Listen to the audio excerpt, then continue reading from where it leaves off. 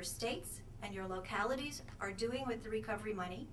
If they have websites that they're creating, go look at the websites, see if you can track around, because there's 40 states that say that they have websites relating to the Recovery Act. Now, exactly what's on them and whether it's helpful is a whole nother question. So we need people on the ground to be looking at these websites. If they're not good, tell the people that created them that they're not good. Write letters to your governor, write letters to your state legislators, write op-eds. Say that you need to have better information and you have a right to it. If they are good, if people are really struggling, tell us that too. We would encourage you to write to the accountablerecovery.net website and tell us when people get it right. Because at the end of the day, what we want to do is make these systems as good as they can be, because we want the Recovery Act to work. We need it to work. We're in dire straits in this country and people are suffering, and we want it to get better. And I just want to close by saying, not only do we want the recovery to work, but we have this moment now. It's a very special moment where we can really reshape the way democracy is working. We have a president in the White House who's clearly committed to open government, who's committed to citizens having a voice, and we have a citizenry that's more engaged than it's ever been.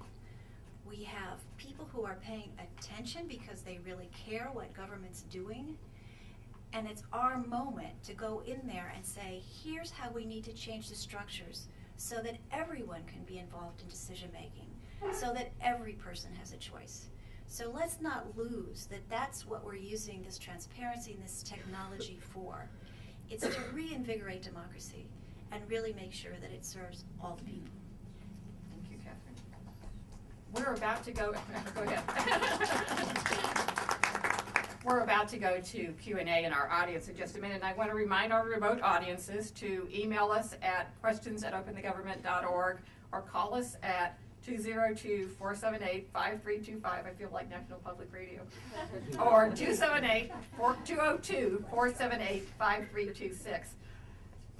Vivek, did you want to take an opportunity to respond to what Catherine was just laid out there? Yeah, I totally agree with everything she's saying.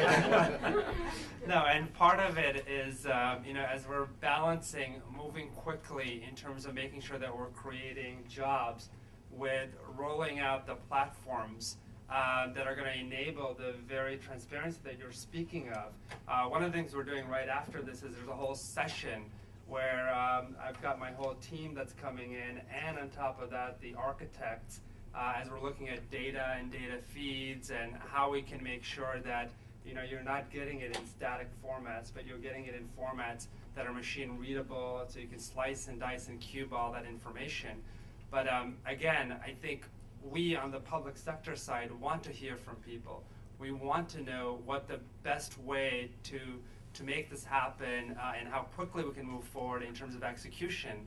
And part of the challenge is there's nobody that has a monopoly in the public sector in terms of the best ideas as far as moving forward. And as I said, one of the biggest challenges we face is those 10,000 plus systems that have code from 30 years ago.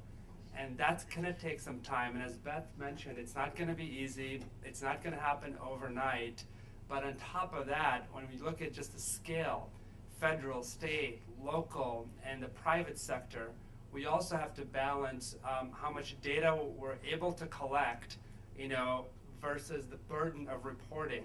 And what is the right balance between collecting all this information and making it available rapidly against getting that funding out there and ensuring that we're building systems from the very beginning. That's why I spoke about how it's very, very important as we buy new systems, in parallel to how we make our current systems transparent, that we bake that into those systems, because that wasn't part of the culture, that wasn't part of the DNA historically, and technologists didn't think about it in the same way historically. Security wasn't thought of in that way.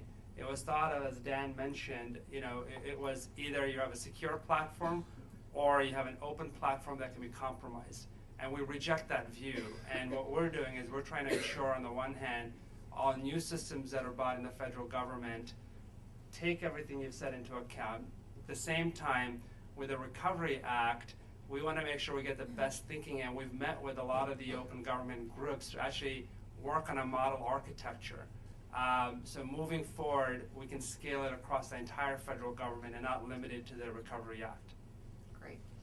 I have a question you may not be able to answer, may not want to answer, but to what extent is the problem that you face not only with these legacy systems outdated and all, but how much of the problem is with proprietary systems and information encased in proprietary formats? Sure. So a lot of these systems, you know, so if we look at the nature of these systems, we're looking at COBOL, right, as the code for some of these systems. Now, if you want to make a change on that system and the architecture, or even add a field to better track funding, you're talking about looking for a workforce, right? When you're talking about jobs, finding people who are COBOL experts that are going to come in and touch those systems. And a lot of these systems are mission critical systems. And so what ends up happening is you end up putting a lot of people on the problem itself. Right. And so it's a human capital issue. So a lot of these processes are then solved through human intervention. But when that happens, you increase the error rate. And there's a culture in government that worries about putting out bad information. My view is we need to put out information because the public sector is making decisions based on that information anyways. Right. So that's the balance that we have to Right. struggle with. Right. Okay, I'd like to open it now to questions from the audience, and I'm going to start with one from a remote, and we'll try to go back and forth. Mary Alice, I think we have a couple over here. Are there some back there? Oh, okay. Start there, you and you. Okay. But I'm going to alternate them with questions for the remote audience. And these are heavily policy-oriented. First question is, I don't have a location for this one. I would like to know if President Obama's administration will adopt the open doors policy concerning meetings regarding any financial issues. I would like to know that our administration will not allow situations such as Cheney's closed-door energy-related meetings. Thank you. To me? I guess that's you, start.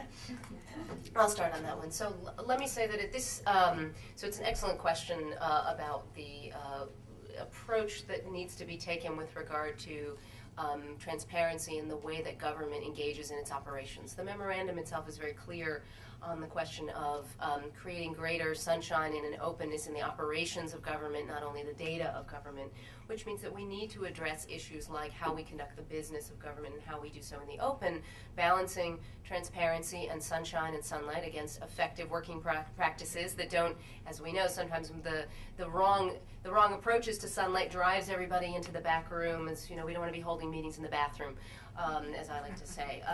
But so this is definitely on the radar screen, and I think we are in this phase of taking input and listening and getting this feedback and hearing and knowing that this is an issue that's important to people. It's already been put by the president himself on the radar screen as an issue that we are addressing and will address. And so we're in this period now of thinking about how practically to craft these policies, how best to get there to achieve both the right policy and also the right cultural norms that move us towards government in the open, but effective government in the open. So I think, without a doubt, this is, on day one, this was put on the agenda, is something that I know the White House is working on, and that we are looking to craft the right policy there. So looking for not only the questions, but suggestions about how you see this, particularly from this community in particular, how you see this as most effectively taking place. So we're definitely looking for that kind of input. And just on that note, I know that you will be putting up a site for people to submit ideas.